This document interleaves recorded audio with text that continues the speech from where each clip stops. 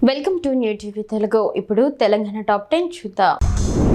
కామారెడ్డి జిల్లాలోని నిజాం సాగర్ ప్రాజెక్టులో ప్రస్తుతం 1463 క్యూసెక్కుల స్వల్ప ఇన్ఫ్లో నమోదైంది.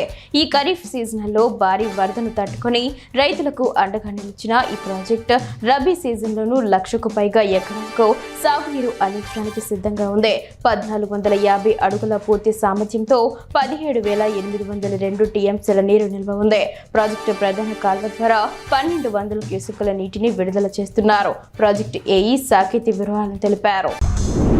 తెలంగాణ జేఏసీ జిల్లా చైర్మన్ వై అశోక్ కుమార్ సంగారెడ్డిలో విలేకరుల సమావేశంలో మాట్లాడుతూ సాంకేతిక కారణాలతో 42% బీసీ రిజర్వేషన్ బిల్లును అడ్డుకోవడం సరికాదని అన్నారు. రాజ్యాంగంలోని 9వ షెడ్యూల్లో బీసీ బిల్లును చేర్చి అమలు చేయాలని ఆయన కోరారు. బీసీలు ఆర్థికంగా సామాజికంగా అభివృద్ధి చెందడానికి రిజర్వేషన్లు అవసరమని ఆయన అభిప్రాయం వ్యక్తం చేశారు. మెదక్ జిల్లా పాపన్నపేట మండలం నాగసానుపల్లి గ్రామంలోని శ్రీ ఏడుపాయల వనదుర్గ భవానీ అమ్మవారిని ప్రత్యేకంగా అలంకరించి పూజలు, అభిషేకాలు, హారతులు నిర్వహించారు. ఈ పుణ్యక్షేత్రంలో అమ్మవారిని అత్యంత వైభవంగా అలంకరించడం భక్తులను విశేషంగా ఆకట్టుకుంది.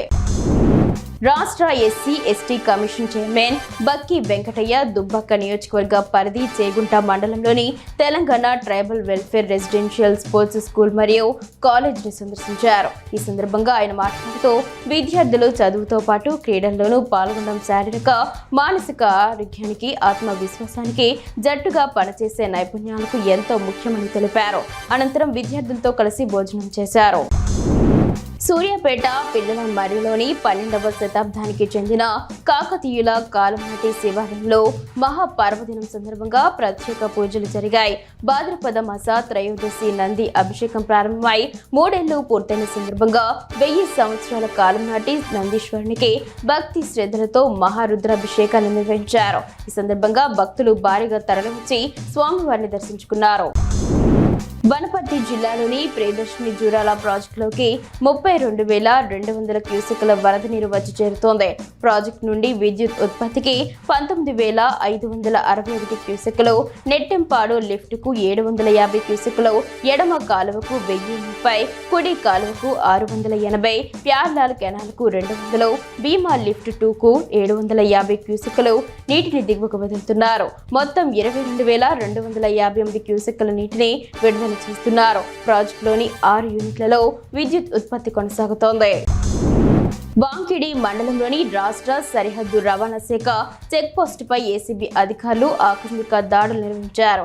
వాహనదారుల నుంచి ప్రైవేట్ సిబ్బంది అక్రమంగా డబ్బులు వసూలు చేస్తున్నారనే ఫిర్యాదుల నేపథ్యంలో ఈ సోదాలు జరిగాయి. దాదాపు 3 గంటల పాటు జరిగిన ఈ తనిఖీల్లో ఏసీబీ అధికారులు సంబంధిత రికార్డులను పరిశీలించారు. ఇటీవల కాలంలో వాంకిడి చెక్పోస్టు వద్ద ఇలాంటి సోదాలు జరగడం ఇది రెండోసారి కావడం గమనార్హం. జగిత్యాల జిల్లా కోరుట్ల మండలం కల్లూరులో మాల సంఘ మహిళలు అక్టోబర్ 15న గాజుల పండుగ నిర్వహించారు. ఈ కార్యక్రమానికి తనను పిలవలేదని, కారణం చెప్పాలని మాల సంఘానికి చెందిన అడ్వకేట్ కోంపల్లి సురేష్ భార్య అనిత సంఘ బాధ్యులకు కోర్టు నోటీసులు పంపారు. స్నేహితులంతా కలిసి చేసుకున్న పండుగకు తనను పిలవలేదని నోటీస్ ఇవ్వడం సరికాదని సంఘ మహిళలు ఆవేదన వ్యక్తం చేశారు. కామారెడ్డి జిల్లా మద్నూర్ మండలంలోని తెలంగాణ మహారాష్ట్ర సరిహద్దులో ఉన్న సలబత్పూర్ ఆర్టీఓ చెక్పోస్టుపై ఏసీబీ అధికారులు దాడులు నిర్వహించారు. అర్ధరాత్రి నుంచి చేపట్టిన తనిఖీల్లో అక్రమంగా వసూలు చేసిన 36,000 రూపాయల నగదును స్వాధీనం చేసుకున్నట్లు నిజామాబాద్ ఏసీబీ డీఎస్పీ శేఖర్ గౌడ్ తెలిపారు. ఒక ప్రైవేట్ వ్యక్తిని అదుపులోకి తీసుకుని అధికారులు విచారిస్తున్నారు.